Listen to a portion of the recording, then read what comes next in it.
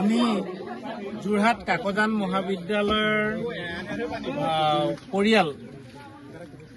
অধ্যক্ষ মহোদয়া, উপাধ্যক্ষ মহোদয়, শিক্ষক শিক্ষয়িত্ৰীসকল, কৰ্মচাৰীসকল, ছাত্ৰ ছাত্ৰীসকল, NSS, NCC বিষয়ববীয়া সকলোৱে আহি আমি এটা দল আহি বৰিয়নী বিধানসভা সমষ্টি ব্ৰহ্মপুত্ৰৰ কাষৰীয়া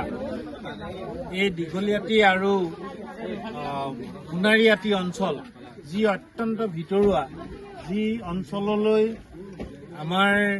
বান সাহায্যৰ কাৰণে বহু মানুহ আহিব পৰা নাই আৰু এই পানীত যোগাযোগ বিচ্ছিন্ন এটা অঞ্চলত আহি আমি প্ৰায় 100 ঘৰৰ ওচৰা-ওচৰি মানুহক আমি সাহায্য বিতৰণ কৰিছোঁ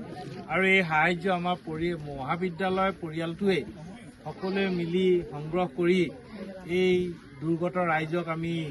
বিপদৰ অৱস্থাত তেখেতসকলৰ সৈতে থিয় হৈছোঁ আৰু আমি আজি এই যিটো কাম সম্পাদন কৰিলোঁ, মই ভাবিছোঁ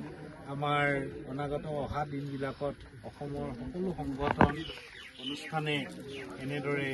এনেকুৱা ভিতৰুৱা অঞ্চলবিলাকলৈ আহক, যিবোৰ অঞ্চললৈ আহিবলৈ যোগাযোগ অত্যন্ত জটিল। আমি এইখিনিকে ক'লো আৰু আপোনালোক আমাক যিসকলে সহায় কৰিলে, আমাক ৰাস্তা পদূলি দেখুৱাই নিলে, আমাক ইয়ালৈ আনিলে, ৰাস্তা পদূলি দেখুৱাই দিলে, যোগাযোগ কৰিলে, সাংবাদিক বন্ধুসকলে আমাক তথ্য দিলে যে এই গাঁওবিলাকলৈ কোনো ধৰণৰ সাহায্য সামগ্ৰী তেনেকৈ যোৱা নাই।